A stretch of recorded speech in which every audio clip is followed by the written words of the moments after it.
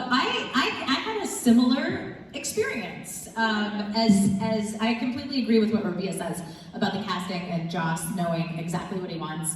I went in to audition for Glory, and there was 2 pages of dialogue. The characters, there was no character description. The character description was female. I was like, okay, not that. I'm a female. And her name was Cherry, or Sherry, I kind of forget.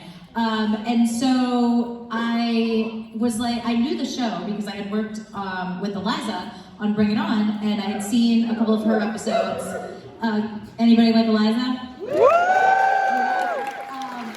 And so I called her up on my giant ass cell phone, because this was like 1999, you know? And I'm like, hey, Eliza, I'm going in for Buffy, what should I do? And she's like, just do something different.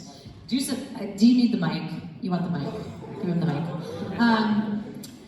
She's like, just do something different, do something unique, because, you know, people are gonna, read it a certain way, so just take a spin on it. You never know with Buffy what's gonna evolve, and it's a sci-fi show, and blah, blah, blah. So I was like, okay. Well, the night before, I had just watched The Shining with, of course, Jack Nicholson's amazing performance, and I was like, I think I'm gonna channel Jack Nicholson's character from The Shining for Glory. And so the other part of the story is the night before, because I was also very young, we were young and fresh and, in Hollywood. I had gone out and probably stayed out too late. So the morning of the audition, I got up and I washed my hair, but I did not dry it. I just flipped my head upside down and like scrunched it up.